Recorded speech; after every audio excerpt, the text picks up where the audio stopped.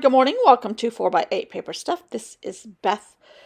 We're not going to try to work on that house today. It doesn't look very good, and I had my camera on, or so I thought, but it really wasn't on, so I'm starting partway into this, and I'm doing a voiceover because my husband had somebody here. I couldn't talk. Not to say that my voice is loud or carries, but he constantly reminds me that my voice is loud and carries. Nobody's ever told me my voice was loud anyhow. So I decided to take a couple more jelly plate projects and create what I could with them. This might actually be just a scrap, but I'm going to try to draw this house and do it in colored pencils and see what happens. I think this is oh gosh, Mary. Is that such a brand? I don't know. I've had it for a long time. And so it's simple. Maybe I can draw this house. I didn't do very well on that other house. And it doesn't even look pretty this morning. I didn't even bring it back because it just does not look pretty at all. Drawing time of 12 hours did not help its appearance. So, but I'm doing the same kind of process most of the time. I did outline this one, but this one is all in colored pencils. So, but after this, you'll see where I went in on jelly plate prints with Stabilos and the tempera paint sticks, and I'm not disliking those at all.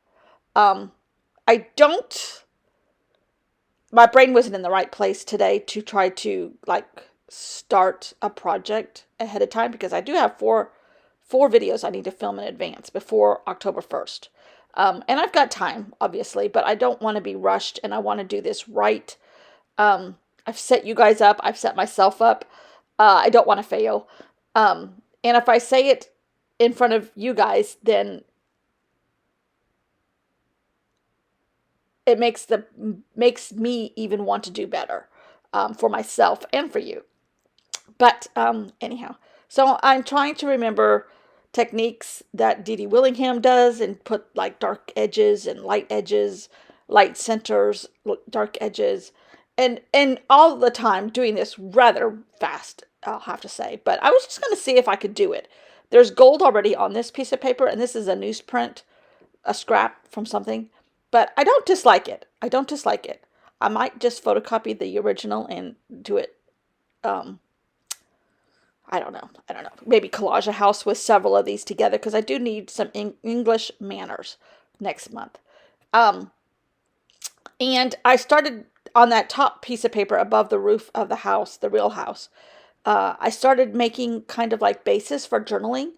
My journaling is all going to be done ahead of time on the computer in type and ready to go. I won't put it down on a piece of paper, but I'll have pieces of paper like that one ready to go and pick out, 1 out of 31 choices. But the focus is not my journaling because it's not my story. And I didn't write this book, unfortunately. But I want to focus on the art part of it and my version of art and have fun. And the journaling is just going to be a recap of the chapter or something. And each prompt is like something that happened in that chapter or a thought process of that chapter or a character description, kind of like that. That's what the prompts are. But I'm still not going to tell you all till October 1st. So you just have to hold your horses. But anyhow, so this was kind of like my prep, getting me ready. And I might be able to take that house now, the one that I did, and put it in Procreate and maybe jazz it up a little bit. We'll see. But because my journaling will all be done ahead of time, mainly because we don't have a copier at the beach. So I can't do Procreate at the beach. I have to go with me, myself, and I. That's going to be scary. But anyhow, so I kind of warmed myself up with my Stabilos and my, juices are flowing. So I got out some of these jelly prints and or stuff that I've made over the last month or so, mostly on book pages today. I think there were some other ones actually, but I'm just kind of making abstract. Obviously, I can't make houses, but I can make abstract. And um, I'm I think I do move my paper up finally. But I kind of went with clues from what was already down there from the jelly plate. And I think I've already worked on these pages one time with Stabilos, but now we're kind of going to do an overall pattern that reaches the edges of each page. And some of them, not so great. Allie Edwards did a video that showed up on my feed this morning, and I'm like, oh, she's playing with mixed media. I wish she would kind of incorporate some of that more in her projects. And she has a tiny, tiny little bit. A tiny bit. But when she goes hog wild, I'm in for it. So anyhow, I am getting... The Stabilos work very well with water. You can just color with them, but the Stabilo Woodies are really great with water. I didn't even bring out the Neo Color 2s today. But here's a page that I've already used, but I'm going over it with more color and deliberately being not deliberate. I'm deliberately being not deliberate. But I kind of wanted to add color sometimes where there was only two colors.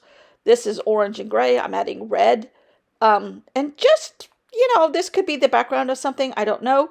I attempted to separate my paper, one of my paper bins, for all of what I'm going to bring with me to the beach. I got overwhelmed and I stopped. Like I said, my brain was not in the right place today. But, and so I thought, okay, well, let's just go hog wild abstract on this one. I'm going outside the borders. I'm adding black.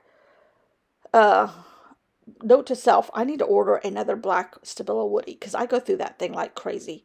I like that one better than the Stabilo All for everything. Everything. It's just my style. It works for my style.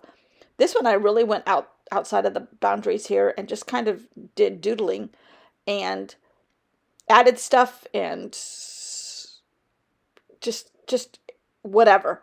It could very well end up being the background. It could be part of, tearing off strips and adding some of it to the background. It may not make the cut at all, and then I have to put it in my Hobonichi, or it goes in my 5-year journal as a little strip, or it goes in my kind of like my everyday thinking not planning projects, but idea book. It's an idea book. And that could go in there, but I don't dislike this at all. And I was just taking clues from what was there. Loving it. So I really got into it. By now, this is like the fourth one I've did. So I've done some very slightly abstract, kind of like Andy Warhol style pumpkins. I guess they're not really Andy Warhol. The only thing is they're on a grid. Pumpkins on a grid. Not in a patch, but on a grid. And they're very, very, very, very sloppily done purposely. I'm adding a little bit of white, thinking maybe, because I used red on top of all this orange, because the orange wouldn't show. So I used a little bit of white and kind of mixing that with the red. I lost a little bit of the effect, but the overall thing doesn't look bad at all.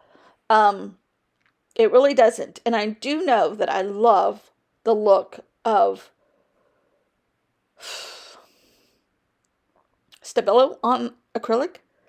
I just don't know. There's kind of like a childlike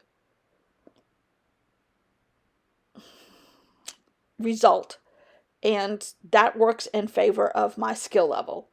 And I kind of just like it. It's kind of like a graffiti kind of look. Maybe. Am I a graffiti artist? I don't think so. But, heck. But anyhow, 6 pumpkins here. I don't dislike this. And in real life, it really is kind of cool. It could be framed for Halloween. It could. It really could, in my opinion. If y'all need any pumpkins at your house for Halloween, let me know. I'll come do them. Not really. Not willing to travel. Do you know we're having some really uptake in our COVID numbers? We're really kind of settling back into not doing anything, which is not hard because we're hardly doing anything as it is, socially, really. Now I'm making green pumpkins because, green pumpkins are very popular. The orange ones are better, but that's okay. I could cut these out, put them in my English garden. I could do all kinds of stuff. So I was literally just pulling things out and having fun. Okay, so now here's a real test. I decided, since I was on a roll this morning, let me test myself big time with a wipe off page and see where that goes. By the end of this was my favorite. Spoiler alert. It's messy. I just went in with the colors and I unmuddied them. Is that a word? Because a lot of that is mud. Because this was a wipe off page, but I didn't have the heart to throw it away. My hands start shaking when I think I have to throw things away. But I went in and kind of, where there is hints of green, made them really green. Where there were hints of blue, made them really blue. I think I added pink where the mud was the worst. This made me so happy. This is just, there are times when colorful grunge just makes my heart sing. I don't know why. I'm not a grungy person in real life, although I do like grunge fabric. There is such thing as grunge fabric, but it's tones. It's like red tones and green tones and brown tones and gray tones and whatever. But I use that for background a lot, the grunge fabric. It looks more like a dry brush has gone through, gray with a little bit of white on top, just highlighted.